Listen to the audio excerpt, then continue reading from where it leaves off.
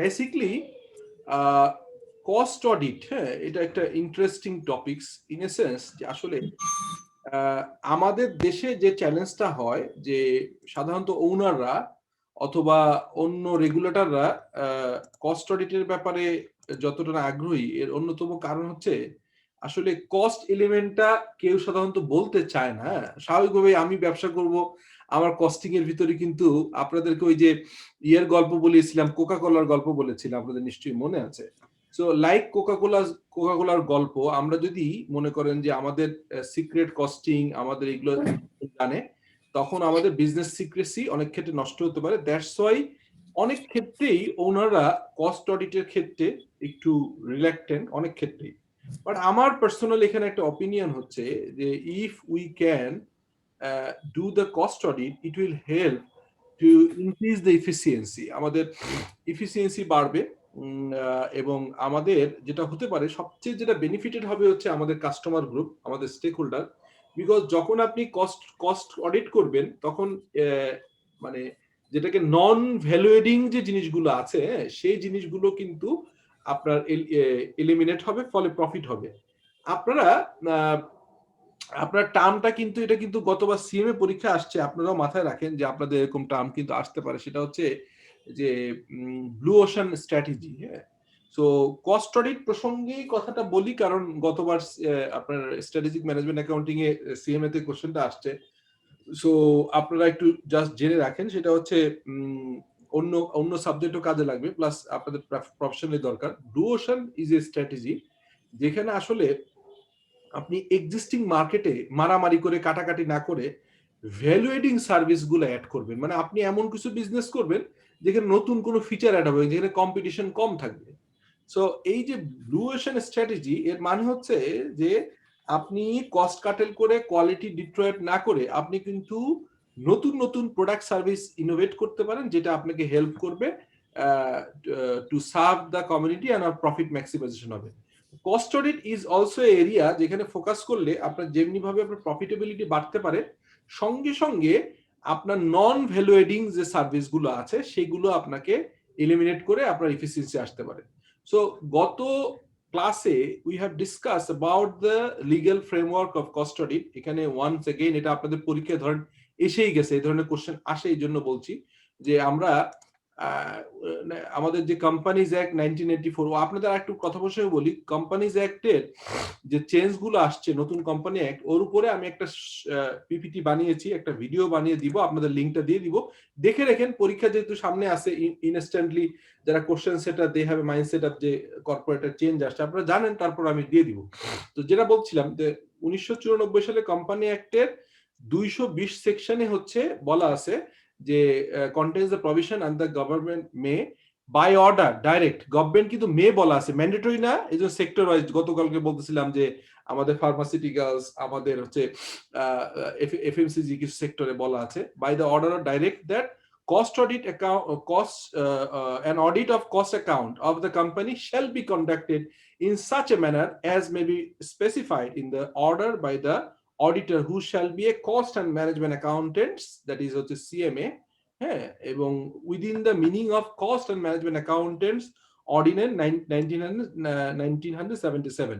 এখানে আপনাদেরকে বলেছিলাম অ্যাজ অ্যামেন্ডেড বাই, যদি আপনারা সম্ভব হয়, যেহেতু আপনারা জানেন, সেক্ষেত্রে এখানে লিখে দিবেন যে হচ্ছে যে 2018 যে অ্যাক্টটা আসছে, ওই অ্যাক্টটা হচ্ছে 2018 আর এই স্লাইডটা আগে করা ছিল, অনেকেই এটা জানে, বাট আপনারা বলবেন যে 2000 আগের যে অর্ডিন্যান্স ছিল এবং নতুন করে অ্যাক্ট আসছে সেটা 2018 অ্যাক্ট।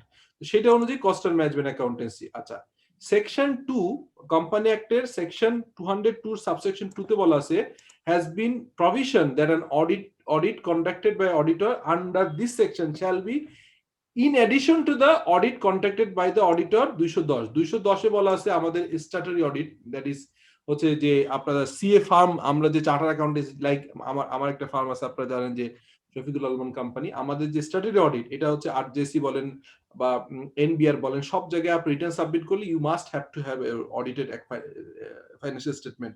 এটা হচ্ছে স্ট্যাটুটরি অডিট। এই স্ট্যাটুটরি অডিটের এডিশন কিন্তু স্ট্যাটুটরি অডিটের এডিশন হচ্ছে 220 এর, গত ক্লাসে বলছিলাম। আর একটা জিনিস সেটা হচ্ছে আমি গতকালকে বলছিলাম, বাট এর ইম্পর্টেন্ট দেখে আরেকটু আপনাদেরকে ইয়ে করছি, রিক্যাপ করছি। সেটা হচ্ছে যে আপনার এই যে ডেটাগুলো থাকবে হচ্ছে 81 অনুযায়ী, অ্যাজ পার সেকশন 1 মানে 181, as per section 181 1D the Companies Act 1994 mentioned that proper books of cost account is compulsory in case of company engaged in the production, distribution, marketing, transportation, processing, manufacturing, mining, extraction, and mining activities, such particular related to the utilization of the material, labor, and other items of overhead. এই জায়গাগুলো আপনার বিষয় specially factory ওভারহেডের ব্যাপারে বলা হচ্ছে। The implementation of mandatory cost audit has been, যেটা গতকালকে বলছিলাম যে 42টা কোম্পানিজ আছে টেক্সটাইল সেক্টরে, আর হচ্ছে 12টা কোম্পানি আছে pharmaceuticals, which have been enlisted in the Bangladesh stock exchanges, that is Dhaka এবং Chittagong stock exchange, and all nationalised commercial এর বাইরেও কিন্তু গত দিনে বোধহয় এটা বলা হচ্ছিল না যে ন্যাশনাল যে ফার্টিলাইজার কোম্পানিগুলো আছে এগুলোও কিন্তু আপনার এর আন্ডারে পড়বে, by publishing Bangladesh gazette 3rd December 2009 vide the order number, একটা অর্ডার বলা আছে। আচ্ছা, এইগুলোকে অ্যাপ্লিকেশন হবে, এবং এই অ্যাপ্লিকেশনের অবভিয়াসলি আপনার এখানে বলা আছে যে এটা হবে হচ্ছে আপনার cost audit rules, record rule অনুযায়ী এটা করতে হবে। তো আমরা জানি। এবং এখানে আরেকটা বিষয় আপনাদেরকে বলি, সেটা হচ্ছে যে in the earlier decided that initially cost audit would be implemented in the state owned sugar industry, যে বলছিলাম যে আপনার আগে হচ্ছে যে গভর্নমেন্টে যতগুলো স্টেট ওন সুগার গুলো আছে সেটা প্রথমে ছিল, তারপরে আসছে হচ্ছে 42টা টেক্সটাইলের কোম্পানি, 12টা হচ্ছে ফার্মাসিউটিক্যালস, এবং পরবর্তীকালে আরো একটা জিনিস আসছে, সেটা হচ্ছে যে আপনার fertiliser chemical manufacturing nationalise, government যেটা national chemical fertiliser manufacturing companies, এগুলো হচ্ছে আপনার ম্যান্ডেটরি। ইন এডিশন আগে ছিল হচ্ছে state own sugar factory. The decision was approved the Honorable Prime Minister, এটা 2001 সালে। Cost audit record rules of 6 sector like sugar, textile, chemical and fertilizer, edible oil, vegetable ghee, pharmaceuticals, jute industries are subject to the ministry। এটা এখন পরে ওই যে আপনি বললেন, আমি গত ক্লাসে আমাকে কামাল সাহেব বলতেছিলেন যে স্যার তাহলে আরগুলো কি, এটা হচ্ছে সেক্টর। গত ক্লাসে আপনাকে দেখিয়েছিলাম যে কতগুলো কোম্পানি, বাট এটা হচ্ছে সেক্টর। যদি ধরেন 6টা সেক্টর, সেটা হচ্ছে আপনাদের জন্য খুবই ইম্পর্টেন্ট, টিকা আসে বা এটা আসবে, সেটার মাথায় রাখেন। Sugar, textile, chemical and fertiliser, তারপর হচ্ছে এডিবল অয়েল, ভেজিটেবল ঘি, pharmaceuticals and jute industries were submitted to the Ministry of Commerce 2000 annual report আছে ICMB বলা আছে।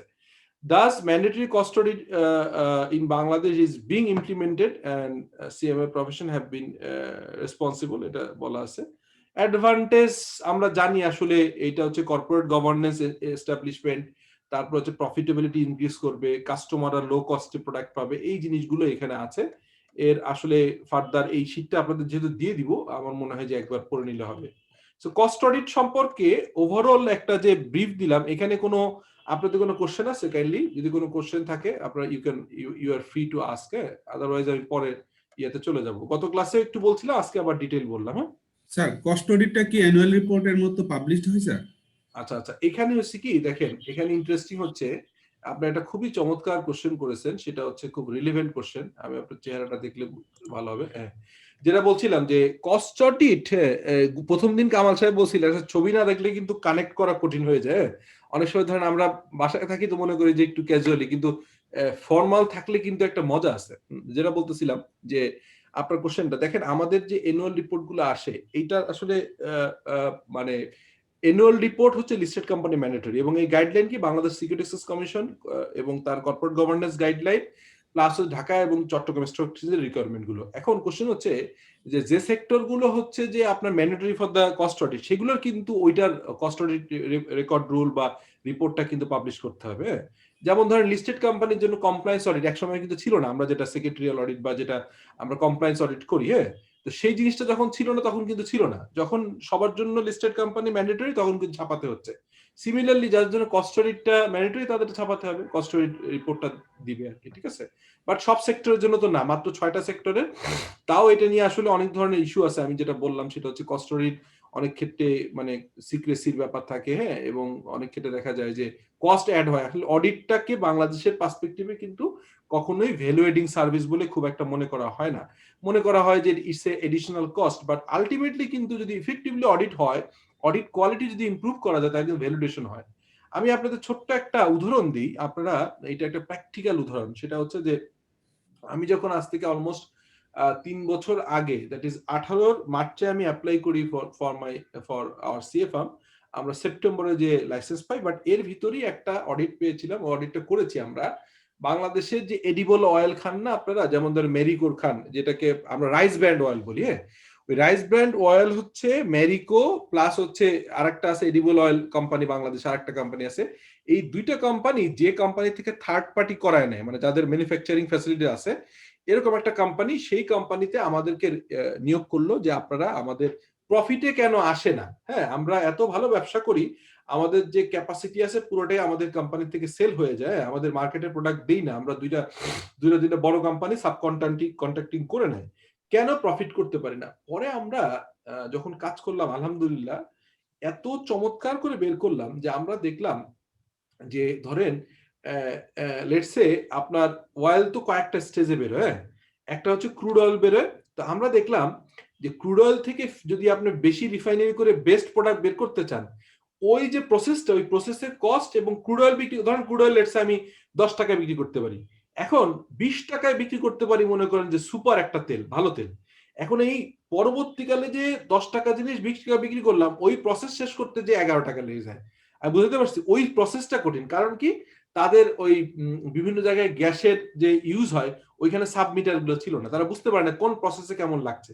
ইন্টারেস্টিং, খেয়াল করেন যে আপনার মনে করেন যে আপনি যদি এমন হয়, লেটস সে আপনি হচ্ছে যে টিস্যু ইন্ডাস্ট্রি উদাহরণ বলে, আমি যেহেতু সুপারস্টার একসময় কাজ করতাম, গ্রুপে ছিলাম, প্লাস কল্লোলে ছিলাম, তো টিস্যুর একটা সিম্পল উদাহরণ দিয়ে আপনারা বুঝতে পারবেন যে কস্ট অডিট কত ইম্পর্টেন্ট। ধরেন আপনার জাম্বো রোল আছে না, জাম্বো রোল মানে হচ্ছে প্রথমে হচ্ছে যে পেপারের যে পাল্প থাকে না, পেপারের পাল্প।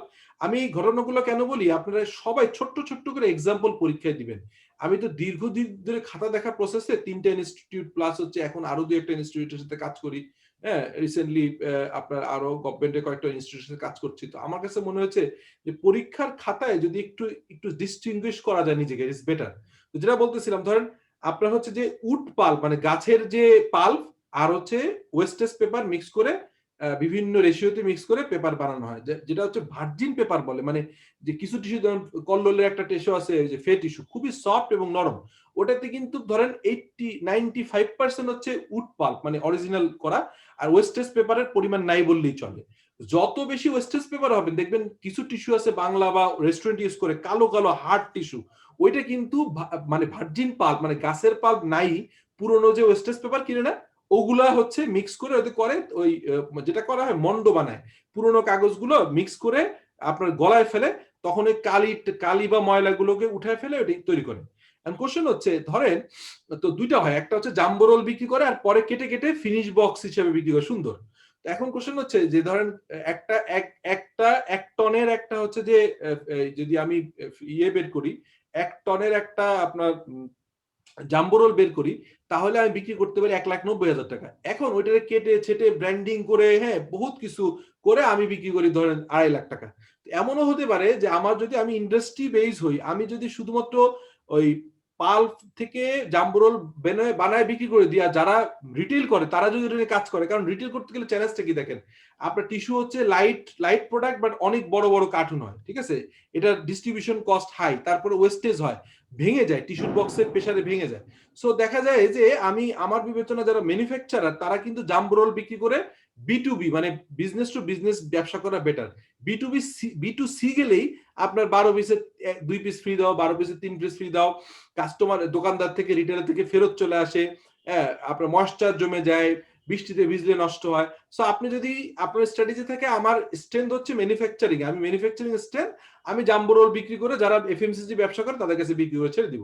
সো এখন কোশ্চেন হচ্ছে কোনটায় লাভ, কোনটায় লস, কোনটা করলে অনেক সময় আমরা আরেকটা দেখি বাই অ্যান্ড সরি একটাকে বলা হচ্ছে মেক অ্যান্ড বাই, যে আমি একটা সবগুলো পার্টস আমার করার দরকার নেই, কিছু কিছু মার্কেট থেকে কিনে আনি। সো আমার নিজের তৈরি করার কস্ট কত আর মার্কেট থেকে কিনলে কি লাভ হয়। অনেক সময় হয় হচ্ছে ডিসকন্টিনিউ অপারেশন একটা প্ল্যান আসে, ধরেন আমার 3টা ইউনিট, একটা ইউনিটে প্রফিট করতেছে না, ওটা বন্ধ করবো কিনা। কিন্তু কোশ্চেন হচ্ছে ওটা বন্ধ করলে কি লস হইতে পারে, এটা বন্ধ করলে ফিক্সড কস্টের অ্যালোকেশনটা এক্সিস্টিং প্রোডাক্টে বেশি হয়ে যেতে পারে। সো দেখা যায় তখন কিন্তু আপনি আলটিমেটলি লাভবান হওয়া যায় না। সো এই টোটাল প্রসেসটা is a part of cost audit. So cost অডিটকে আসলে জনপ্রিয়তা বাংলাদেশে একটু কম, বাট স্টিল আগের থেকে সেক্টর বাড়ছে প্রতি বছরই, এবং institute of cost and management accountants Bangladesh তারাই মূলত প্রমোট করে কস্ট অডিটকে, এবং বিভিন্ন ভাবে তারা গভর্নমেন্টকে চেষ্টা করে যে এটাকে বের করার জন্য।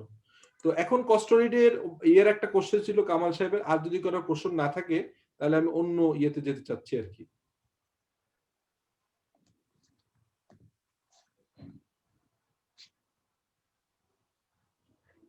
কোনো কোশ্চেন আছে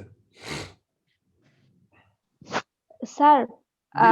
আমাদের যদি একটা কস্ট অডিট রিপোর্ট দেখাতেন তাহলে ভালো হতো। Sure I will do that. এটা আমি এই মুহূর্তে আমার কাছে রেডি নেই, এটা ভালো কোশ্চেন। নেক্সট ক্লাসে আমরা আচ্ছা আমরা একটু কথা বলে নেই। 16ই ডিসেম্বর হচ্ছে গভর্নমেন্ট হলিডে। সো এখানে কিন্তু লিগ্যালি একটু ঝামেলা আছে। ধরেন আমরা যদি সবাই একমত হয়ে ক্লাস নেই কোনো সমস্যা নেই, বা যদি কেউ মনে করি যে এই দিনটা ভালো না, বা আমরা যদি মনে করি যে গভর্নমেন্ট হলিডের দিন ক্লাস করব না, তাহলে কিন্তু একজনও অরাজি থাকলে এটা নেওয়া যাবে না। So what do you think, যে আমরা কি নিব নাকি নেক্সট শিডিউল শুক্রবারে নিব, মানে বুধবার হচ্ছে ইয়ে, হোয়াট ডু ইউ থিঙ্ক? আমার মনে হয় স্যার আমরা যেহেতু পরীক্ষার রুটিন পেয়ে গেছি আর আমরা প্রফেশনাল হিসেবে আমাদের অবশ্যই এই দিনটাকে আমরা প্রফেশনালি ইউজ করতে পারি স্যার, ইউটিলাইজ করতে পারি প্রপারলি।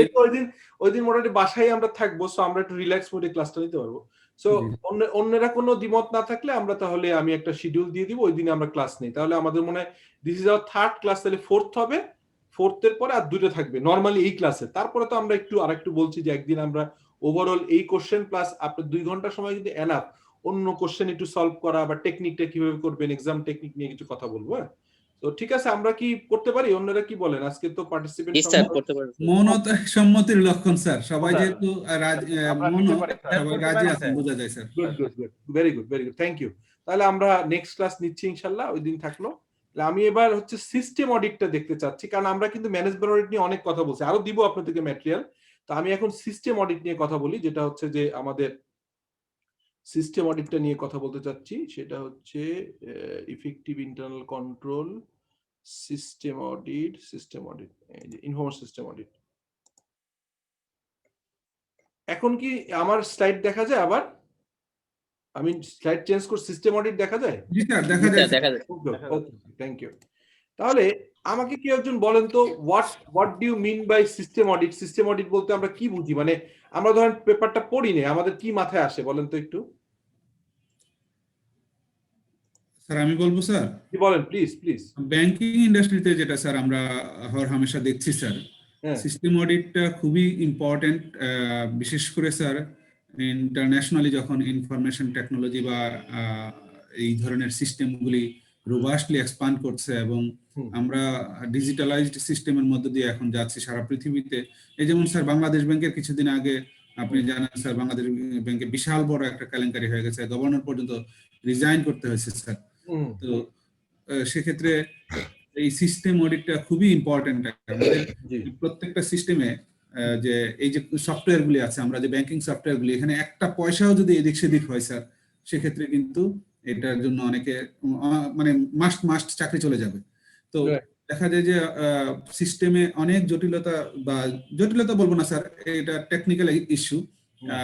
দেখা গেল ছোট ছোট পয়সা যারা কাস্টমার 10-12 বছর যাবত ক্লেম করছে না, 5 বছর 6 বছর যাবত ক্লেম করছে না, এখন আসলে তার ওই যে 5 টাকা 10 টাকা 100 টাকা 20 টাকা এগুলি কিন্তু একসাথে যখন করা হয়, একটা অ্যাকাউন্টে যখন কিউমুলেটিভ করা হয়, দেখা যায় 50,000 টাকা হয়ে গেছে বা 5 লাখ টাকা হয়ে গেছে বা 20 লাখ টাকা হয়ে গেছে।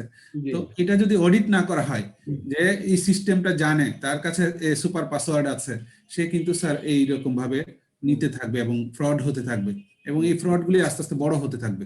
এই জন্য এটার সিস্টেম অডিটটা খুব ইম্পর্টেন্ট এবং খুবই প্রয়োজনীয় এটা স্যার। Exactly, exactly. আর কেউ কিছু বলবেন?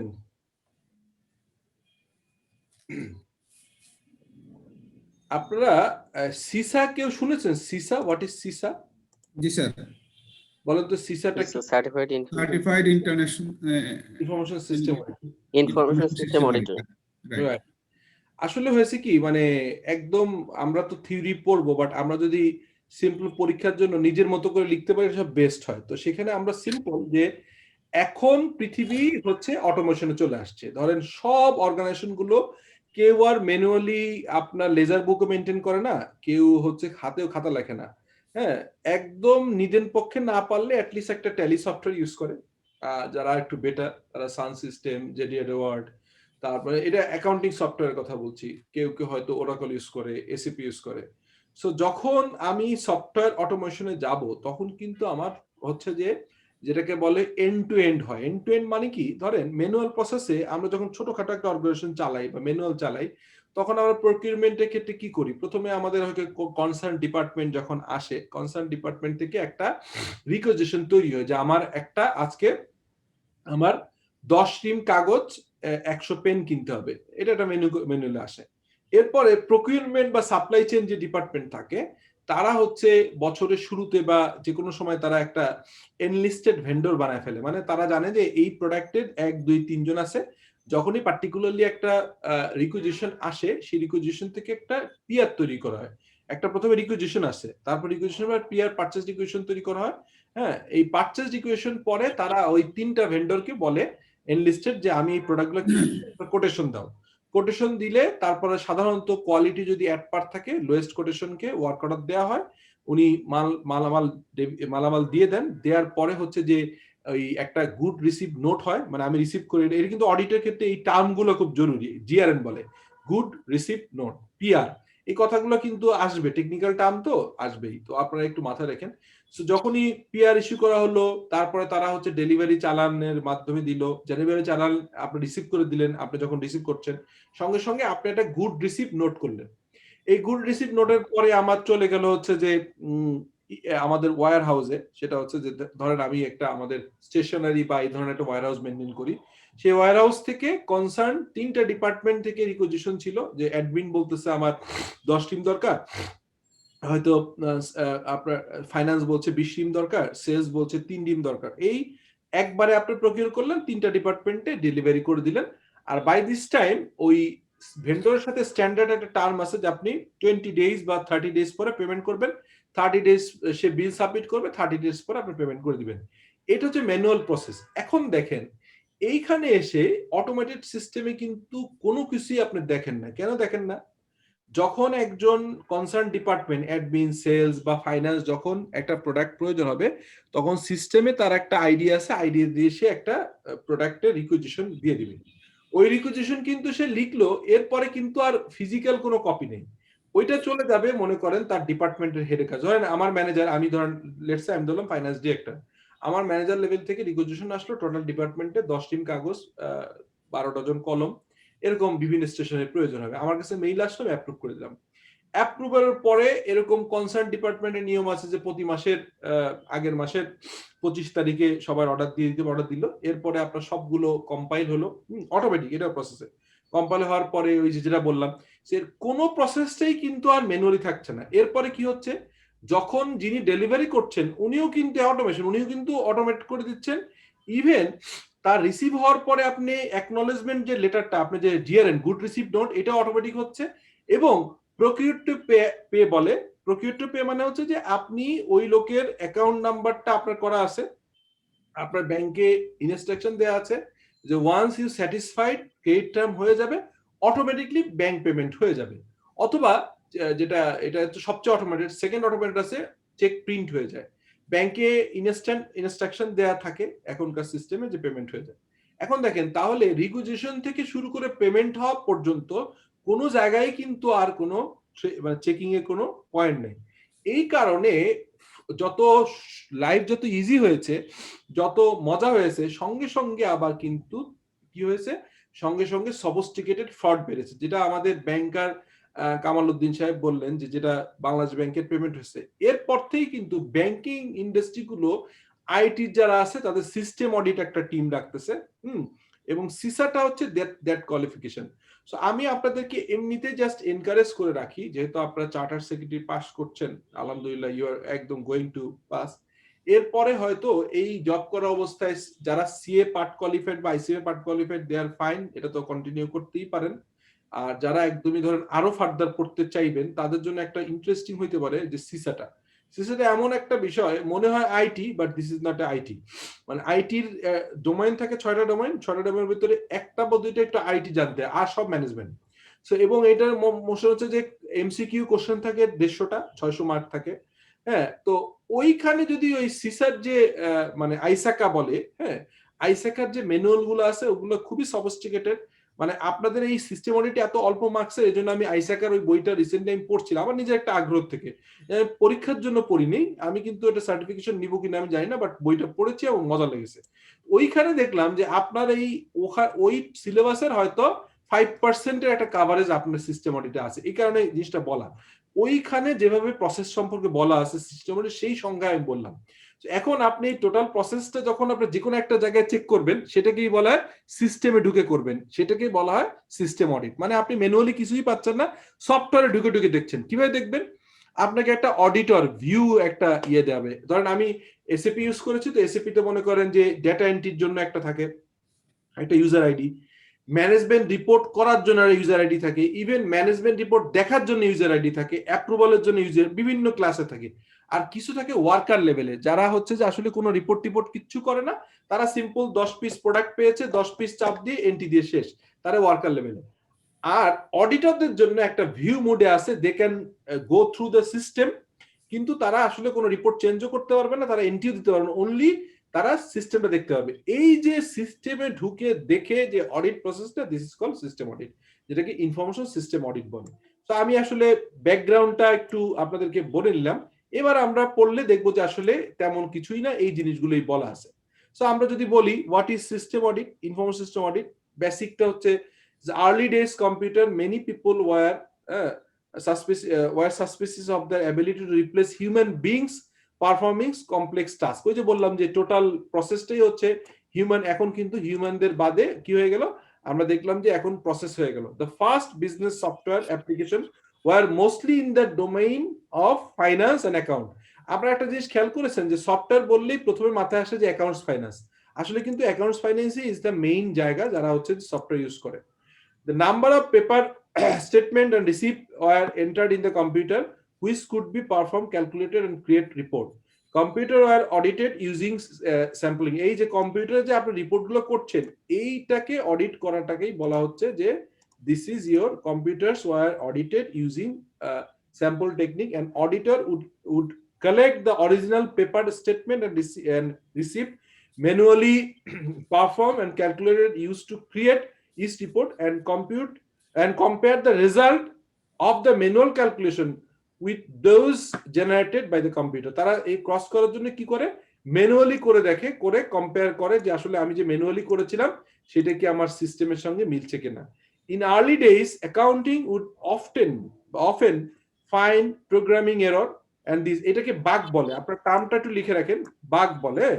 যখন একটা সফটওয়্যার তৈরি করা হয় তখন কিন্তু অনেক ধরনের বাগ হয়। মানে বাগটা কি, বিউজি বাগ মানে হচ্ছে ধরেন আপনি কিন্তু জানেন সব ঠিক হচ্ছে, কিন্তু সিস্টেমের ভিতরে গলত থেকে গেল, বুঝছেন, সিস্টেমের ভিতরে গলত থেকে। কারণ কি, আমরা যত কম্পিউটার সিস্টেম ইউজ করি, আমরা যখন এ লিখি, আমরা কিবোর্ডে এ দেখি, বি দেখি, সি দেখি, কিন্তু কম্পিউটার কিন্তু অনলি জানে হচ্ছে binary system, linear programming, binary system. আপনারা যারা মোটামুটি আইটি লাইন তারা জানেন, আপনি যখন এ লেখেন, আপনি দেখছেন এ, কম্পিউটারের কিন্তু ভিতরে একটা টেবিল আছে, এবং আড়াআড়ি এবং মানে যেটা হচ্ছে যে রো এবং কলাম করা আছে, রো এবং কলাম। সো এই কলামগুলোতে যখন এ লেখেন তখন কম্পিউটার পরে 65, এবং 65 কিন্তু 65 দেখে না, 1010101, তাদের কম্পিউটার ল্যাঙ্গুয়েজটা হচ্ছে 0101010101। হ্যাঁ, আপনারা নিশ্চয়ই লিনিয়ার প্রোগ্রামিং দেখেছেন। হ্যাঁ, সো এইটাকে বাইনারি সিস্টেম বলে, তো কম্পিউটার বাইনারি বুঝে। তো কোশ্চেন হচ্ছে যে আমরা যখন এই কাজগুলো করি, যখন প্রোগ্রামিং ল্যাঙ্গুয়েজ লেখে তখন বাগ তৈরি হয়। বাগ মানে কি, আমি মনে করতেছি ঠিক আছে কিন্তু কম্পিউটারের জটিলতা প্রসেসে উল্টাপাল্টা হচ্ছে। হ্যাঁ, যেমন এই জিনিসটা করার জন্য তারা কি করে, যে একটা এন্ট্রি দিল, রিপোর্ট জেনারেট করলো, ওইটা আবার ম্যানুয়ালি করে দেখলো। হ্যাঁ, আপনি যদি অনেক সময় দেখেন না, ক্যালকুলেটর ভুল হইলে আমরা অস্থির হয়ে যাই না, ক্যালকুলেটর ভুল রিড করতেছে, তখন আমরা কি করবো, ক্যালকুলেটর ঠিক করতেছি কিনা 10টা যোগ ক্যালকুলেটরে চেপে রেজাল্ট লিখবো, আর 10টা ম্যানুয়ালি করে দেখবো যে ক্যালকুলেটর ঠিক আছে কিনা।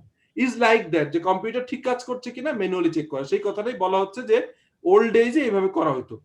আচ্ছা, however this experience also sometimes yield finding fraud. হ্যাঁ, fraud activities raised from the data entry clerks changing checks of pays to the programmer, making deliberately rounding errors designed to accumulate the cash balances in hidden bank account. As auditor recognized reporting patterns of fraud, they recommended a variety of security features designed to automatically prevent, detect and cover from the asset. একটু আগে কামাল সাহেব যে কথাটা বলছিল, দুইটা ঘটনা ঘটে। আমি আপনাদের কিন্তু এই ধরনের কেস বেস যদি চলে আসে, আই হোপ যে আপনাদের হেল্প হবে, একটা জিনিস শেয়ার করি। উনি দুটো জিনিস বললেন, একটা হচ্ছে যে অনেক ধরনের ছোট ছোট অ্যাকাউন্ট, যেমন আমি এক সময় রহিম আফরোজে কাজ করেছিলাম, রহিম আফরোজে কাজ করার কারণে আমাকে এইচএসবিসি তে স্যালারি অ্যাকাউন্ট করতে হয়েছিল। পরবর্তীকালে এইচএসবিসির আমি কিন্তু ওইটার অপারেট করি না। এরপর এইচএসবিসি যখন রিটেল ব্যাংকিং বাংলাদেশে বন্ধ করে ফেলে, তখন তারা আমাকে একটা চিঠি দিল যে আপনার অ্যাকাউন্টে কতজন 12 না 11,000 টাকা আছে, প্রতি বছর তো কিছু কিছু টাকা কাটে, তো আমরা এটা পে অর্ডার করবো, আপনি নিয়ে যান। এন্ড এইচএসবিসির এসওপি আছে দেখে তারা করছে। আমি অন্য অনেক ব্যাংকে কিন্তু এরকম কিছু ব্যালেন্স রেখে ডিসকন্টিনিউ করছি গত 18 বছরের লাইফে, স্যালারি অ্যাকাউন্ট ছিল বিভিন্ন জায়গায়। তারা কিন্তু ওই ব্যালেন্সটা প্রতি বছরে এক্সারসাইজ ডিউটি প্লাস বিভিন্ন কেটে, আমি আর তুলিও নেই, ধরেন 8-10-5,000 টাকা আসলে তো এটা মিনিমাম ব্যালেন্স থাকতে হয়। এন্ড কোশ্চেন হচ্ছে, উনি যেটা বলছে এটা একটা ব্যাপার, বিভিন্ন অ্যাকাউন্ট থেকে এটা একটা ইস্যু আছে। আর একটা ইস্যু আছে, সফিস্টিকেটেড ফ্রড হয়, একটা অ্যাকাউন্টে কত দিন ধরে কোনো ট্রানজেকশন হয় না, এটা কিন্তু খেয়াল করে। ধর ব্যাংকাররা যদি সফিস্টিকেটেড কোনো ফ্রড করতে যায়, তারা কি করার চেষ্টা করে, ধরেন 1 বছর ধরে কোনো অ্যাকাউন্টে ট্রানজেকশন নেই, তাহলে সে বুঝলো কি যে এটা, অথবা একটা ব্রাঞ্চে একটা লোক রেগুলার আসে, লোকটা মারা গেছে, হ্যাঁ, কিন্তু তার সবাই তো অত ফ্যামিলি লেভেলে সব জানে না, অথবা বাইরে চলে গেছে, এখন 5-10 হাজার টাকা আছে, 20,000, ইভেন বেশি অ্যামাউন্ট যদি দীর্ঘদিন ধরে ট্রানজাকশন না হয়। আমি অনেকগুলো ফ্রড জানি যেগুলো কিন্তু যেসব নন অপারেটিং অ্যাকাউন্ট অনেকদিন ধরে ডরমেন্ট আছে, ওখান থেকে টেকনিক্যালি আস্তে আস্তে টাকাগুলো তোলা হয়েছে বিভিন্নভাবে। এই ধরনের ফ্রডটা হয়। এই কারণে এটাকে বলা হচ্ছে যে যে কোর ব্যাংকিং যে সলিউশন সিস্টেমটা কাজ করে বিভিন্ন ব্যাংক, কোর ব্যাংকিং সলিউশন বলে, সেই প্রসেসে যে মানে auditor, as a auditor, system auditor, আপনি যেসব জিনিসগুলো বেশি দেখবেন, যে যেসব ডরমেন্ট অ্যাকাউন্টগুলো দীর্ঘদিন পড়ে আছে, সেই অ্যাকাউন্টগুলো is area of your focus, যে যেখানে হইতে পারে। এই কথাতে এখানে বলছে যে ফ্রড কিন্তু এইসব জায়গাগুলো হয়। সো এটা আমরা বুঝলাম যে সিস্টেম অডিট কি। আর হচ্ছে যে আমরা এখানে বলছি আরেকটা জিনিস যে nowadays information system audit seems mostly synonymous with information security control testing. হ্যাঁ, আমরা কিন্তু এই টেস্টিংটা আমাদের security information security control testing এর সাথে সিনোনিমাসলি ইউজ হয়, এটি ইনফরমেশন অডিট। তো বলছে an information technology audit or information system audit is an examination of the management control within the information technology infrastructure.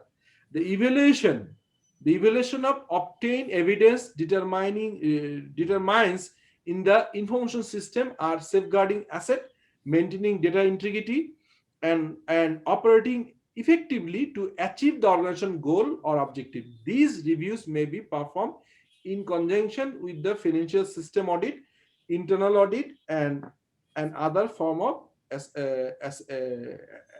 attestation of the engagement. IT audits are also known as the automated data processing. এইটা একটু এইখানে একটু mark করে রাখেন, যে আপনি কিন্তু এইটা কিন্তু আপনার ওই যে 5 মার্ক 3 মার্কের যে আপনার যে শর্ট নোট আসে না, ওইখানে কিন্তু চলে আসতে পারে যে অটোমেটেড ডেটা প্রসেসিংটা কি। Automated data processing is also, যেটাকে আইটি অডিটটাকেই বলে অটোমেটেড ডেটা প্রসেসিং অডিটস, ঠিক আছে। আচ্ছা, আমি এইভাবেই আপনাদেরকে দিয়ে দিব মার্ক করাটা, তাহলে আপনার সুবিধা হবে এই জিনিসটা পড়তে। এখানে ধরেন এইটা 5 পেজের একটা শীট, এর ভিতরেই আপনি কিন্তু মোটামুটি সবাই চলে আসবে। তো আমি তারপর এটা দেওয়ার সময় এভাবে মার্ক করে রাখবো, সেভ করে রাখছি। আচ্ছা, information system audit also referred to an automated data processing, ADP auditing, electronic data processing, ইডিএফটা কিন্তু ভেরি ইম্পর্টেন্ট, ইডিপি বলে, ইলেকট্রনিক ডেটা প্রসেসিং। আচ্ছা, auditing and information technology auditing, IT audit is প্রত্যেকটা সিনোনিমাস, একই জিনিস।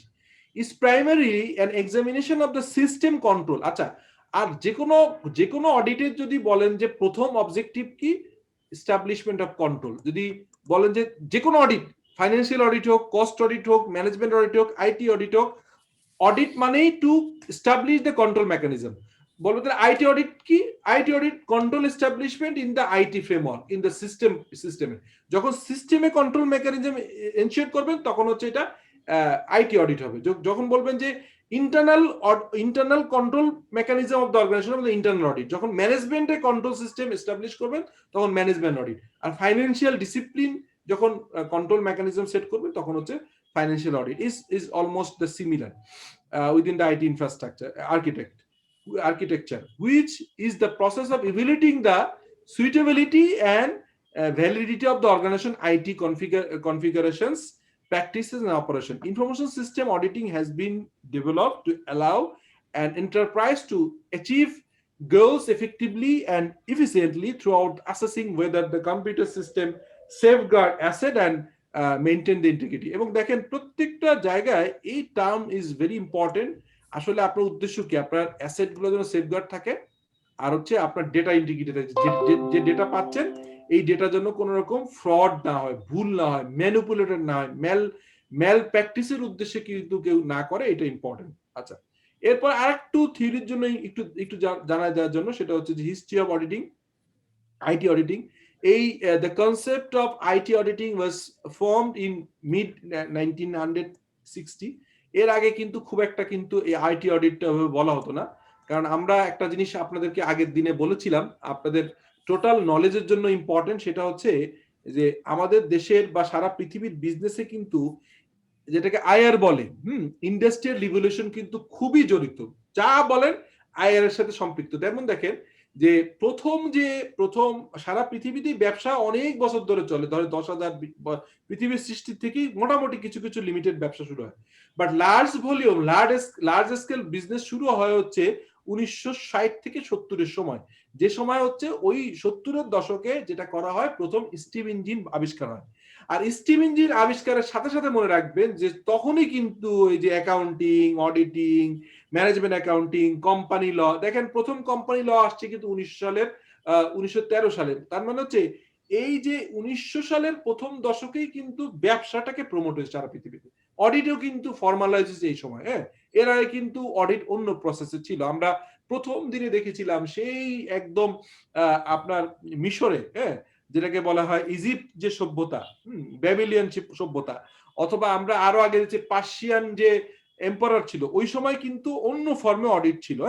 কিন্তু মেইনলি অডিট, তারপরে company secretarial profession, accounting প্রফেশনে গ্রো আপ হয়েছে হচ্ছে 1900 সালের, এবং মোস্টলি হচ্ছে ইউকে বেস। তো এখানেও বলা হয়েছে, আপনি খেয়াল করলেন যে অডিটিংটাও আসছে কিন্তু ফার্স্ট আইআর মানে ইন্ডাস্ট্রিয়াল যে রেভলিউশন হয়েছিল স্টিম ইঞ্জিন, ওই সময় কিন্তু আসছে।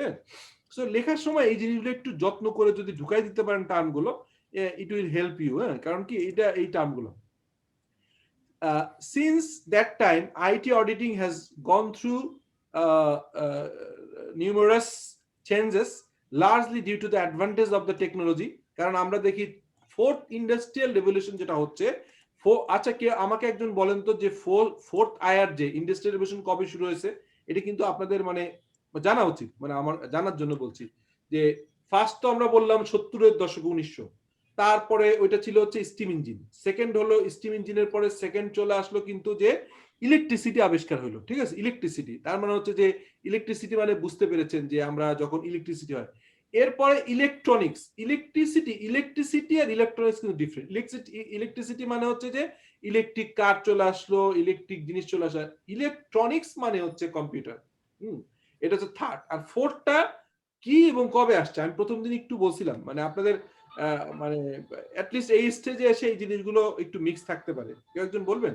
স্যার এটা কি ন্যানো টেকনোলজি স্যার? না, এটা হচ্ছে যে ওই যে আমরা এখন যে টার্মগুলো ইউজ করি না, এইখানে কিন্তু রিলেটেড। ধরেন ক্লাউড কম্পিউটিং আসবে, তারপর হচ্ছে যে এই যে সিস্টেম অডিটেড 20 মার্কসের ভিতরে ইনফরমেশন টেকনোলজিটাই sir fourth industrial revolution sir. হ্যাঁ, এবং এইটা ডিজিটালাইজেশন যেটা স্যার। ইন্টারেস্টিং হচ্ছে, এই লাইনটা একটু শুনে রাখেন, এটা আবিষ্কার হয়েছে কিন্তু 2015 সালে এসে, ঠিক আছে, 2011 সালে এসে বসছে যে আমরা ফোর্থ ইন্ডাস্ট্রিয়াল রেভলিউশনে পা দিয়েছি, বাট কাউন্ট করতেছে 2000 সাল থেকে। ইন্টারেস্টিং না? 11 সালে এসে বললাম যে আমরা অলরেডি থার্ড ইন্ডাস্ট্রিয়াল রেভলিউশনকে পার করে ফোর্থ ইন্ডাস্ট্রিয়াল রেভলিউশনে পড়েছি, বাট কাউন্ট হচ্ছে আরো 11 বছর আগে, মানে 2000 সাল থেকে। ঠিক আছে? কেন বলা হচ্ছে? বিকজ এখনকার সময় এসে এই যে আইটি অডিট, দেখেন আপনি সিম্পল, আমি দেখলাম যে গত কয়েকদিন ধরে আমার বাচ্চা বলতেছিল ওই যে আপনার এই যে হ্যারি পটার নামে একটা অনেকগুলো সিরিজ হয়েছে। দেখবেন যে 2000 সালের আগে কিন্তু আমাদের স্মার্টফোন ছিল না। আমাদের দেশে ফোন তো আসছে মোটামুটি ধরেন 97-98 সালে প্রথম, কিন্তু সারা পৃথিবীতে কিন্তু স্মার্টফোন ছিল না। তখন কিন্তু মানুষ চিন্তা করতো, মানে অবাক লাগতো যে আপনার ছবি দেখা যাবে। হ্যাঁ, তখন একটা মেকানিজম, প্রথম মেকানিজমটা কি ছিল, জাস্ট আমি রিকল করতেছি, তো অডিটের কথা বলতেছি, আইটি অডিট কথা বলছি, যে আপনার সেটে আমার ছবি থাকবে, লেটস সে কামাল সাহেবের আমার ছবি দেওয়া থাকবে, আমি কল করলে আমার চেহারাটা ভেসে উঠবে। এইটাই ছিল অ্যামেজিং ব্যাপার, যে না ছবি দেখা যায়। হ্যাঁ, মানে তখন তো আসলে ওই যে ফিচার ফোনে তো ছবি দেখা যেত না ফার্স্ট। দেন আসলো যে আপনি মেসেঞ্জারে কথা বলছেন, হ্যাঁ, তখন আপনি লাইভ দেখতে পাচ্ছেন। সো বিষয়টা এরকম যে ইন্ডাস্ট্রিয়াল রেভলিউশন মানে আপনাদের এখানে হয়তো 5-7 মাস 10 মাস চলে আসতে পারে, যে এখন আমরা এই যে বিটকয়েন বলছি। What is bitcoin? Bitcoin is a one kind of ক্রিপ্টোকারেন্সিস। What is ক্রিপ্টোকারেন্সিস? যে কারেন্সি নর্মালি আমরা কি করি, আমাদের ফিজিক্যাল টাকা থাকে, অথবা credit card, debit card, even আমরা ওই যে চায়নাতে আপনারা জানেন উইচ্যাটে তাদের পেমেন্ট হয়, এরকম বহুত আছে। কিন্তু এই সব কিছুর বাইরেও প্রাইভেট লেভেলে একটা কারেন্সি প্রচলিত আছে, যেটাকে ক্রিপ্টোকারেন্সিস বলে বা বিটকয়েন বলে। এটা কি? এটা মূলত হচ্ছে সারা পৃথিবীতে যারা এই যে গেম খেলে, হ্যাঁ, প্লাস যারা হচ্ছে ফ্রিল্যান্সিং করে, এই ফ্রিল্যান্সিংরা কিন্তু ট্যাক্স ব্যাটে আসতে চায় না। তারা কিন্তু চায় না যে ধরেন বাংলাদেশ বলে ফ্রিল্যান্সিং করতেছি, ইউকে থেকে আসলে 30% ট্যাক্স কেটে নিবে। হ্যাঁ, নিশ্চয়ই আপনারা খেয়াল করছেন যে আপনার ফরেন রেমিটেন্স আসা মানেই আপনি ডিমড ইনকাম ধরে আপনি কিন্তু ট্যাক্স কেটে রাখবে। সো আপনি কিন্তু ব্যাংকিং সিস্টেমে চাইবেন না, কিন্তু আবার আপনি যার কাজটা করছেন তারা তো আপনি বিশ্বাস করেন না। সেই কারণেই কিন্তু এই যে ক্রিপ্টোকারেন্সি বা এই যে ইয়েটা আসছে, যেটাকে বলা হচ্ছে, কি বললাম প্রথম দিনের কারেন্সিটার নাম হচ্ছে বিটকয়েন।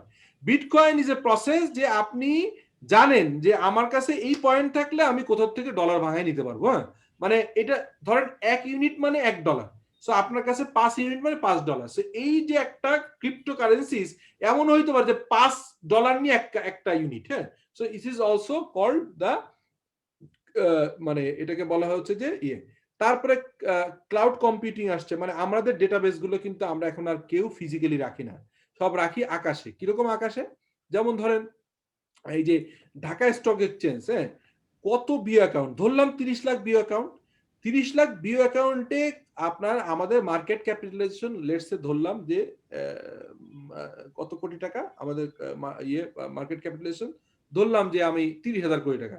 এখন এই 30,000 কোটি টাকা আমার আপনার ব্যাংক XYZ সবার শেয়ার আছে না?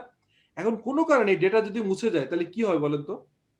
এটা তো মানে আলটিমেটলি আমার টাকা তো আমি জমা রেখেছি, জমা রেখে আমি একটা যেটাকে বলা হচ্ছে যে আমি টাকা জমা রেখেছি একটা হচ্ছে বিও অ্যাকাউন্টের এগেইনস্টে, আমি একটা ব্রোকারেজ হাউসে টাকাটা জমা দিয়েছি, আমার কিন্তু টাকা নেই, আমার আছে শেয়ার। তো ধরেন ওই একই স্টাইলে বিটকয়েনের তাই, কিন্তু টাকাটা কনভার্ট হয়ে যাবে ফিজিক্যালিতে। আমি প্রতিদিন বাই সেল করছি, টাকা কিন্তু দেখছি না, বের করে সেল করে টাকা জমায়ে চেকে আমার অ্যাকাউন্টে ঢোকার পরে আমি টাকা দেখবো, এরপরে কিন্তু পেপার।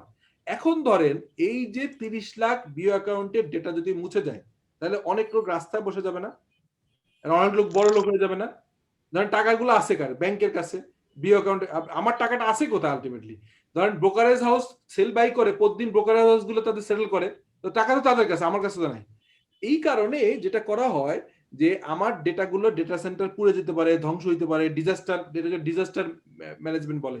তো তখন করা হয় কি, ঢাকা স্টক এক্সচেঞ্জে কিন্তু বাংলাদেশে আছে, তারপর সিঙ্গাপুরে আছে, ইউএসএ তে আছে, 3 জায়গায় তাদের ডেটা কিন্তু বিভিন্ন ফর্মে রাখা আছে। এই data security is very very important.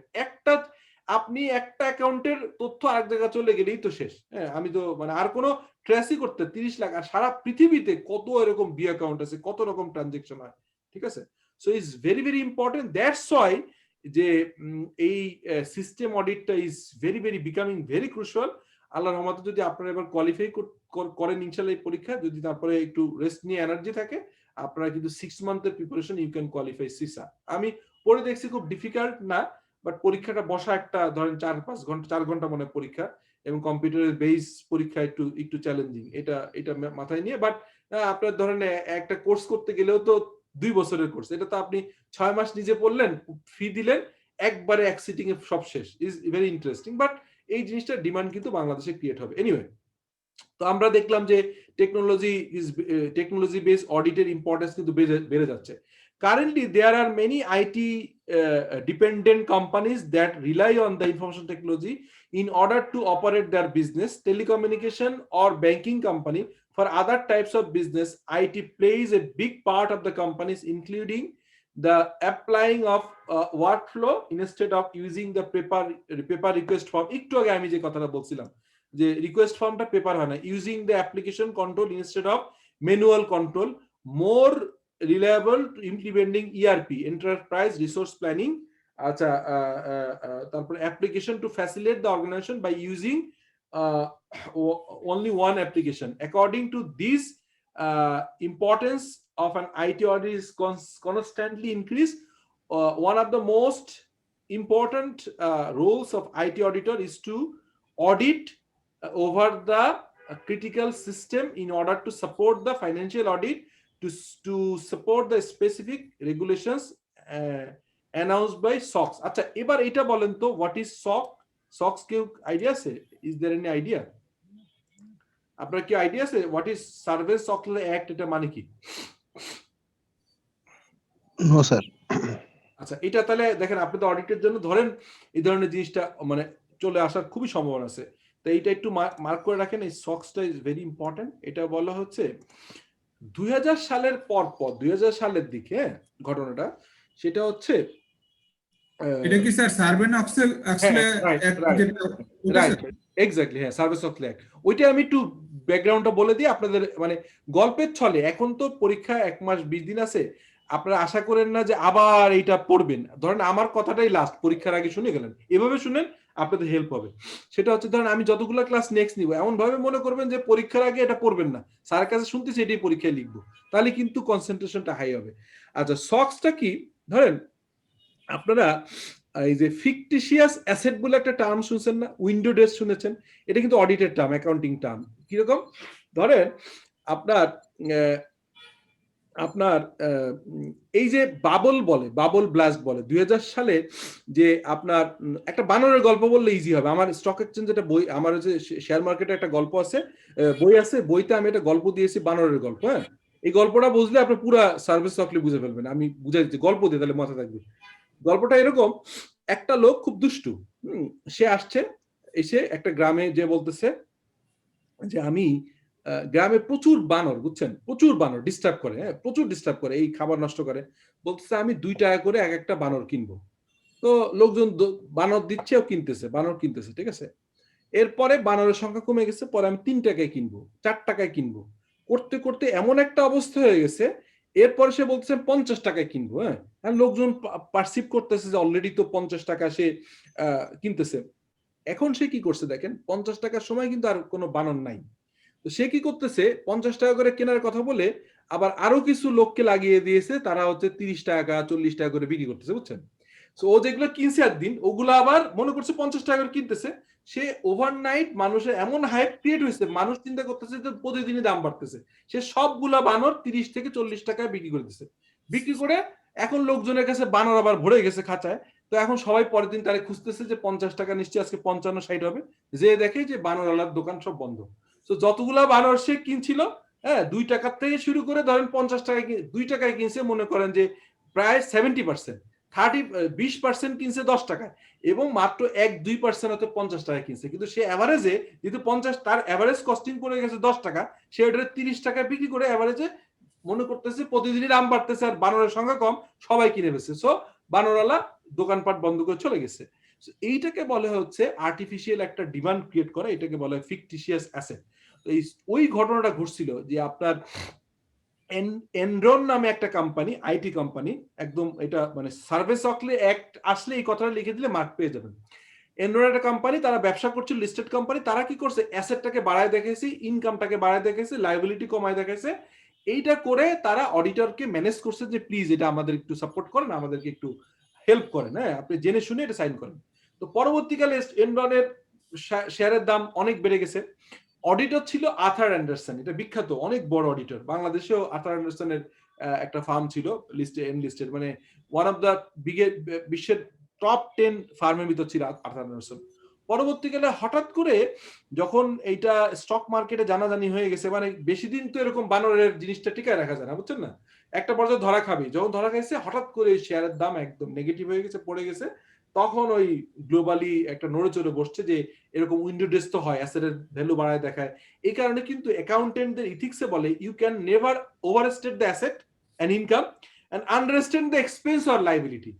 Auditor বা যে কোনো অডিটর অ্যাকাউন্টস এর দুইটা প্রিন্সিপাল, একটা হচ্ছে যে এই অডিটর অ্যাকাউন্টেন্ট অর রিপোর্টিং যারা করে তারা কখনোই দুইটা কাজ করতে পারে না। তারা ওভারস্টেট করতে পারবে না অ্যাসেট এবং ইনকাম, এবং আন্ডারস্টেট করতে পারবে না এক্সপেন্স এবং হচ্ছে লাইবিলিটি। যেটা এনরন করেছিল, এবং এনরন এটা করার পরে আর্থার অ্যান্ডারসন আইদার এটা বাইর করতে ফেল হয়েছে, অথবা তারা কলিউশনের মাধ্যমে করছে। করার পরে এটা ফেল করছে, তখন তো আর্থার অ্যান্ডারসনকে ব্যান করা হয়েছে, এনরনের ব্যবসা বন্ধ হয়ে গেছে। তখন আরো কয়েকটা কেস এরকম একই সময় 2000-2001 সালে, তখন ইউএসএরা চিন্তা করলো তো ভয়াবহ অবস্থা, আমরা কি করা যাবে? তখন তারা বললো সার্ভেন্টস-অক্সলে অ্যাক্ট তারা শুরু করলো। দেখেন আমাদের দেশে চার্টার অ্যাকাউন্টেন্সি ফার্ম কিন্তু কম্পারেটিভলি সারা পৃথিবীর ভিতরে অনেক কম ফ্রড হয়েছে। আমরা হয়তো কিছু ভুল করি, অডিট ফি কম, আমাদের লোকজনের কোয়ালিটি খারাপ, বাট খুব যে বড় ধরনের কর্পোরেট একটা মানে কর্পোরেটের সাথে মিলে মিস রিপোর্টিং, উইন্ডো ড্রেসিং বা এরকম কিন্তু খুব কম ক্ষেত্রে হয়।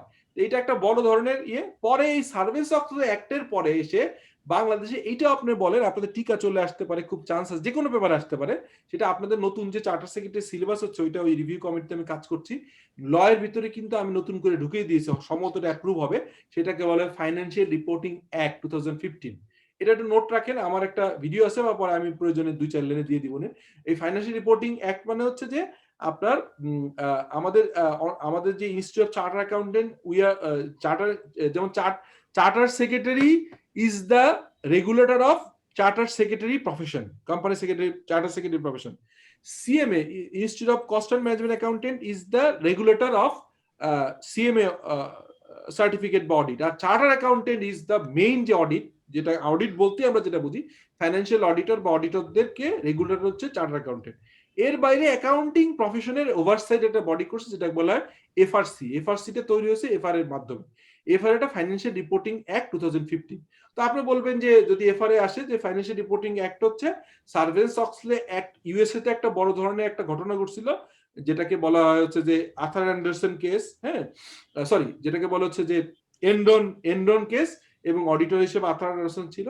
সেই পরবর্তীকালে এইটাকে প্রিকশন হিসেবে সারা পৃথিবীতে বিভিন্ন জায়গায়, ইন্ডিয়া সহ অন্য জায়গায় আপনার ফাইন্যান্সিয়াল রিপোর্টিং অ্যাক্ট নামে কিছু আসছে। আমাদের দেশেও দীর্ঘদিন কথাবার্তার ফলে 2015 সালে ফাইন্যান্সিয়াল রিপোর্টিং অ্যাক্ট মানে সংসদে পাস হয়েছে, এবং সেই ফাইন্যান্সিয়াল রিপোর্টিং অ্যাক্টের ধারাবাহিকতা ফাইন্যান্সিয়াল রিপোর্টিং কাউন্সিল ফর্ম করা হয়েছে।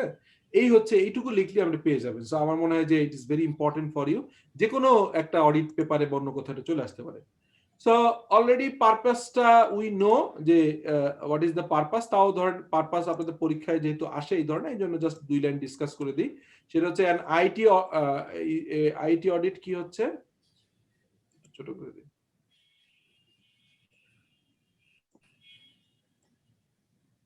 আচ্ছা, কি বলা হচ্ছে যে an IT audit is a different form of financial statement audit। হ্যাঁ, ফাইন্যান্সিয়াল স্টেটমেন্টই করবেন, বাট ডিফারেন্ট ফর্মটা কি ইলেকট্রনিক ফর্ম। ফিজিক্যাল পেপার আপনি কম দেখবেন, আপনি কাজ করবেন যেটা আপনি করবেন হচ্ছে ইয়ের ভিতরে। while financial audit purpose is to evaluate whether the organization is adhering to standard accounting procedure. The purpose of an IT audit are to evaluate the system's internal control designed to effectiveness. This include but not limited to efficiency and security protocol development process and IT governance oversight. মানে IT প্রসেসটাই কিন্তু আইটির মাধ্যমে, যেমন ওই বাংলাদেশ ব্যাংকে যেটা কামাল সাহেব বললেন, ওই রকম কিন্তু ওইটা কিন্তু ইয়ের মাধ্যমে হয়েছে। কি হয়েছে যে আসলে প্রপারলি আপনার যদি আইটি সিকিউরিটি এর স্ট্রং হইতো তাহলে কিন্তু এটা অ্যাভয়েড করার সুযোগ ছিল। স্কোপটা আমরা জানি, স্কোপটা হচ্ছে however the normal process of information system audit still does not enter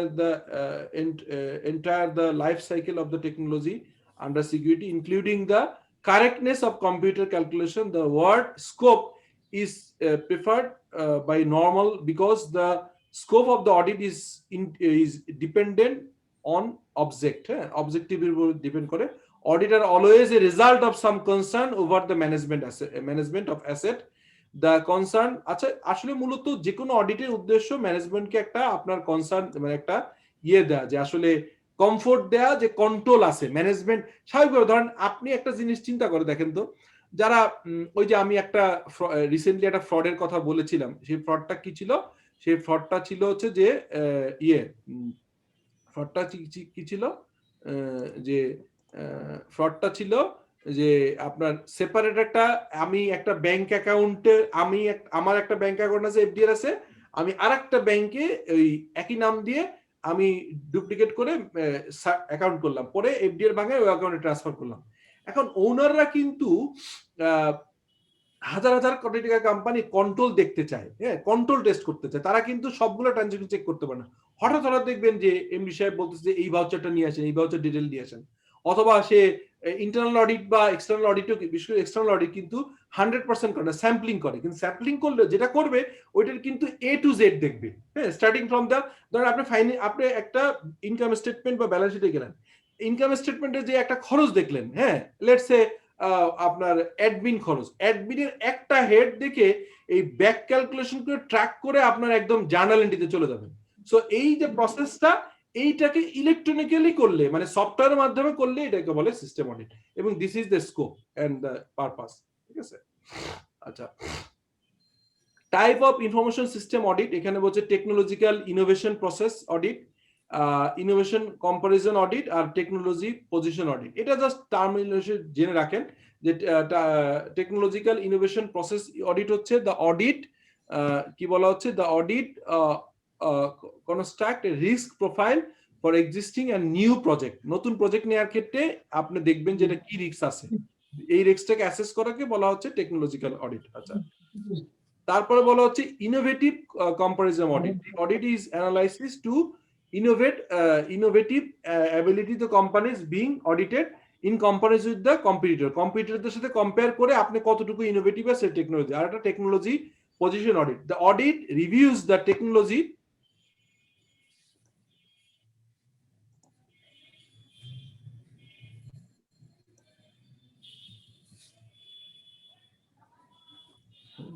বলা হচ্ছে যে the audit reviews these audit reviews the technologies that the business currently has and that is needs to add. Technology are characterized by as being either based or key or pricing or imaging. আমরা একটা জিনিস মাথায় রাখেন, সেটা হচ্ছে যখন কোনো নতুন প্রজেক্ট নিয়ে আমরা কাজ করি তখন আমাদেরকে কতগুলো জিনিস চিন্তা করতে হয়, যে স্ট্র্যাটেজি বলে, এটা বিজনেস স্ট্র্যাটেজি। আপনি কি লো কস্ট স্ট্র্যাটেজি দিবেন, মানে হচ্ছে যে আপনি মার্কেটে এমন প্রাইস দিবেন, লাইক হচ্ছে প্রাণ, যে একটা রাস্তায় আপনার পাউরুটি বিক্রি করতেছে, একটা রিক্সাওয়ালা খেতে পারে, কিন্তু আবার কিন্তু আমরাও অনেক সময় এটা খাই, মানে এমন একটা প্রাইসিং যে সবাই করতে পারে। আবার আপনি যদি বলেন যে কুপার্স, তারা কিন্তু প্রোডাক্ট করবে আপনার সবার জন্য না, হ্যাঁ, এই যে বিষয়টা, যেমন নোকিয়া ফোন শুরু থেকেই চিন্তা করেছে যে আমরা নোকিয়া বা সিম্ফনি বা এই ধরনের, যে আমরা 2000 টাকার একটা ফোন রাখবো, সেটা ফিচার ফোন হোক, একজন রিক্সাওয়ালা অথবা আমাদের যে হাউস যে সাপোর্ট করে যারা, ওনারাও ইউজ করতে পারে। কিন্তু আপনার আইফোন ইজ অলওয়েজ ডিফারেন্ট। তারা হচ্ছে তাকে যারা লো কস্ট করে তারা বলে কস্ট লিডারশিপ, আর আইফোন যেটা করে ওটাকে বলা হয় হচ্ছে যে ডিফারেন্সিয়েশন। তার মানে নতুন করে আমি আজকে খোঁজ নিলাম যে আইফোন 12 প্রো আসছে, এটা মিনিমাম 1.5 লাখ টাকা দাম। সো 1.5 লাখ টাকার একটা ফোন কিন্তু আপনার 3টা কম্পিউটার কেনা যায়, বা আসলে ইনফ্যাক্ট যদি ডেস্কটপ কিনেন আমার ধারণা যে এটা 4টা ডেস্কটপ কেনা যায়, ক্লোন পিসি। মানে আমি এক্স্যাক্টলি প্রাইস জানি না, তো একটা ফোন দিয়ে 4টা পিসি কেনা যায়।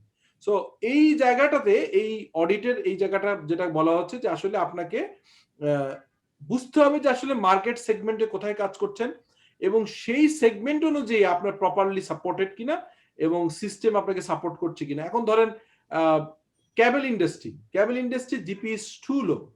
ক্যাবেল ইন্ডাস্ট্রি নিশ্চয়ই আপনি 100 কোটি টাকার একটা এসিবি প্রজেক্ট ইমপ্লিমেন্ট করে লাভ হবে না, কিন্তু আপনি যেসব জায়গায় হচ্ছে যে প্রচুর পরিমাণ মার্জিন আছে সেখানে একরকম বিজনেস। তো এই জায়গাগুলো আসলে ওখানে কি সফটওয়্যার ইউজ করবেন, কি আপনার মার্কেটিং বাজেট দিবেন is depend on the bottom line also.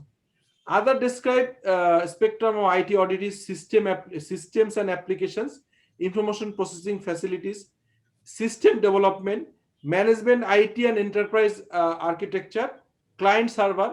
এই জিনিসগুলো একটু জাস্ট টার্মগুলো একটু মাথায় রাখেন, আমি একটু করে বলে দিচ্ছি।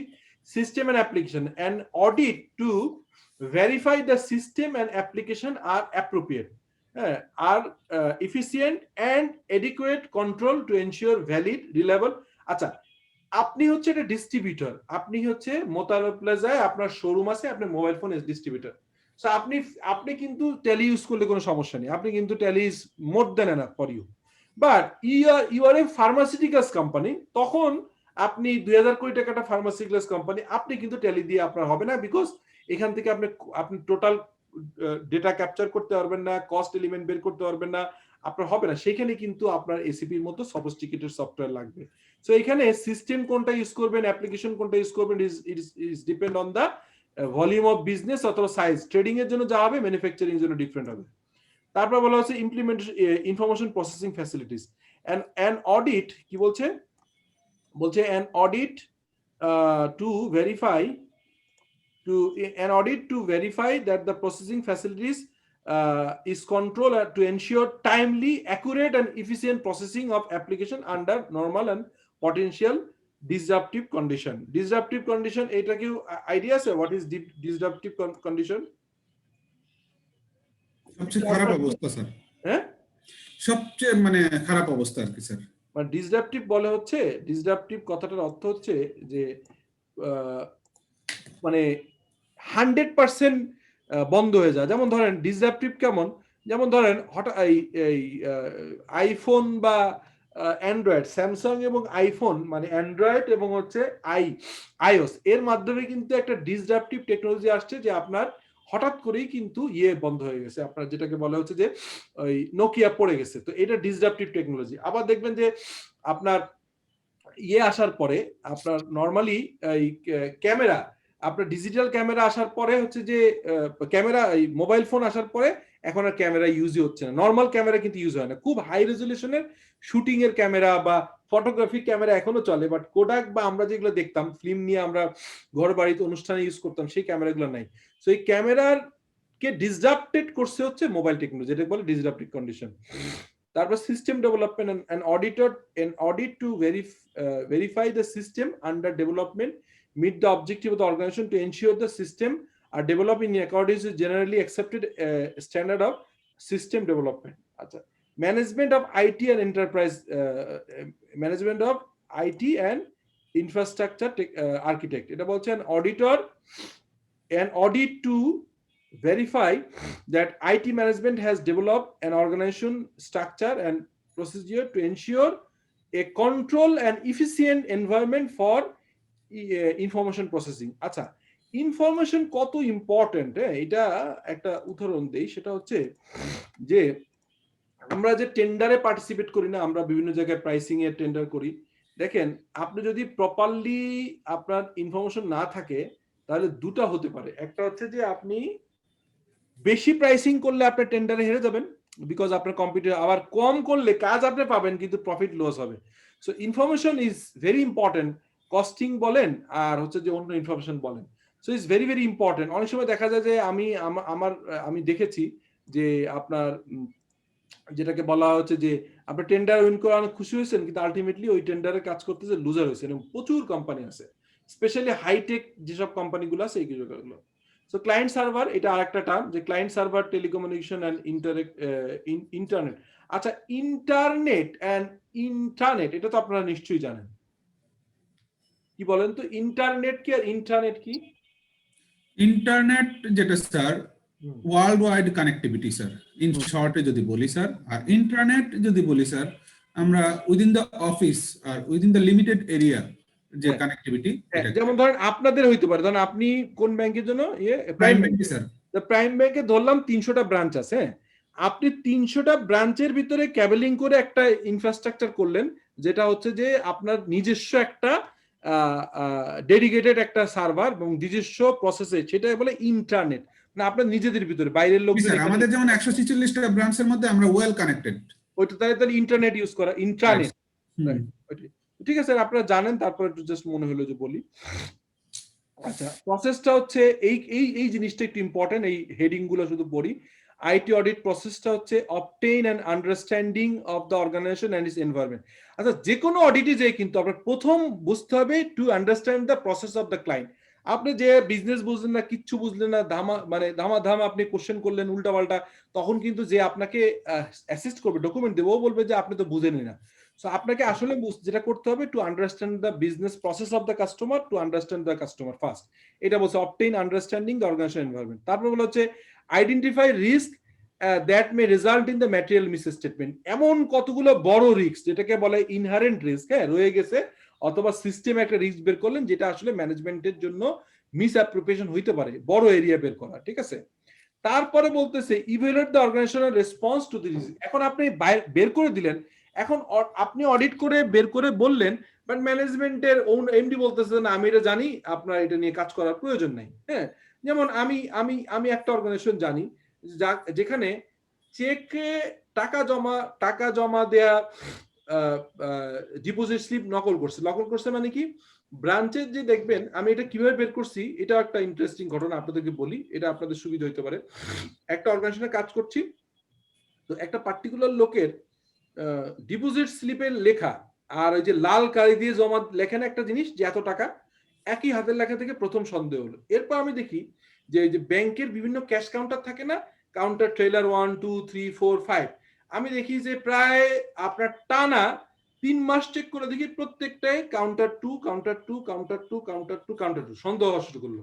কারণ একই কাউন্টারের প্রতিদিন কিভাবে, পরে দেখি ওই সিলো সে বানিয়েছে, টাকা যেটা করে, টাকা ক্যাশ টাকাটা নেয়, নিয়ে জমা করে না, আপাতত এরকম ধামাচাপা দিয়ে ব্যাংক রিকনস্ট্রাকশন হয় না, এরকম করে প্রায় 17 লাখ টাকা চুরি করছে।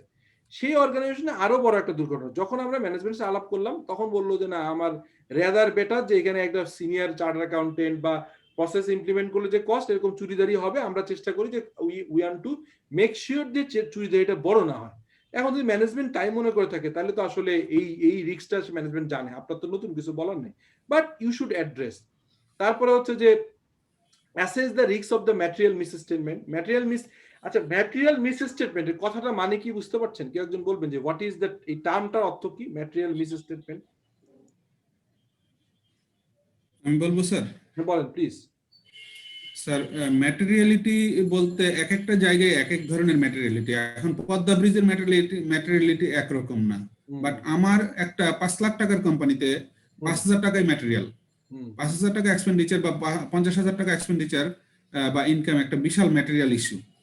তো পদ্মা ব্রিজ যেমন, যেখানে 5 লক্ষ টাকা কোনো ফ্যাক্টর না, এটা ডিপেন্ডস অন দ্য মানে ক্যাপিটাল সাইজ বা অর্গানাইজেশনাল সাইজ, অর্গানাইজেশনের সাইজের উপর ডিপেন্ড করে ম্যাটেরিয়ালিটিটা ডিপেন্ড করে স্যার। পারফেক্টলি বলছেন। সেটা হচ্ছে যেমন পদ্মা ব্রিজে হয়তো 28,000 কোটি টাকা বা 30,000 কোটি টাকার একটা প্রজেক্ট, সেখানে ধরেন ওইখানে আপনার 5,000 টাকা নাস্তায় চুরি হয়েছে, ইজ নট বিগ ডিল। তার জন্য এটা এরকম কোনো চুরি হলে, এবং এখানে যদি ফাইন্যান্সিয়াল স্টেটমেন্টে এরকম কোনো ফ্রড দেখানো হয়, তখন এটা ইমম্যাটেরিয়াল হবে এবং ম্যাটেরিয়াল মিস স্টেটমেন্ট হবে না। মানে আপনার ফাইন্যান্সিয়াল স্টেটমেন্ট আপনি বলতে পারবেন যে ম্যাটেরিয়াল মিস স্টেটমেন্ট। হ্যাঁ, ওইখানে হয়তো আপনার 2,000 কোটি টাকা হলে ডিফারেন্ট ইস্যু, বা 1,000 কোটি বা 500 কোটি টাকা একটা ডিফারেন্ট ইস্যু। আর যেটা আপনি বললেন যে একটা ডিস্ট্রিবিউটর যার কাছে হয়তো 5,000 টাকা ইম্পর্টেন্ট, সো এই material level is different, but যদি আপনার কাছে ম্যাটেরিয়াল হয় এবং সেইটা যদি মিস রিপ্রেজেন্টেশন হয় তাহলে কি বলা হয় ম্যাটেরিয়াল মিস স্টেটমেন্ট, ঠিক আছে, এটা আমরা জানি। Evaluate the result and issue of the audit report, এটা হচ্ছে লাস্টটা বলতেছি, সেটা হচ্ছে evaluate the result and issue of audit report. এটা বলা হচ্ছে কি যে at this level the auditor should determine if the assessment of risk were appropriate and whether the sufficient evidence was obtained. The auditor will issue either an unqualified or qualified report. আচ্ছা, qualified unqualified তো আপনারা clearly জানেন না, এটা আপনারা সবাই তো নিশ্চয়ই জানার কথা, বলেন তো। জি স্যার। কেউ একজন বলবেন যে মানে কত ধরনের অডিট রিপোর্ট হতে পারে? মানে স্যার 4 ধরনের অডিট রিপোর্ট আছে স্যার। জি, 4 ধরনের অডিট রিপোর্ট আছে। অডিট রিপোর্ট না, একটা হলো কোয়ালিফাইড রিপোর্ট, আর একটা হলো unqualified report, unqualified report, qualified report, তারপর qualified report, disclaimer report, adverse report. Adverse report. আচ্ছা, আমি আর কোয়ালিফাইড আনকোয়ালিফাইড জিজ্ঞেস করলাম না, এটা আপনি জানেন। অ্যাডভার্স, জি জি জি জি বুঝেছেন, অ্যাডভার্স এবং ডিসক্লেমার এই দুটার একটু ডিফারেন্সটা দেখে আপনারা বুঝেন কিনা, আমি শিওর জানেন, তারপর জাস্ট একটু চেক করতেছি আর কি। বলেন তো এই দুটার অর্থ, এই দুটার ভিতর ডিফারেন্সটা কি?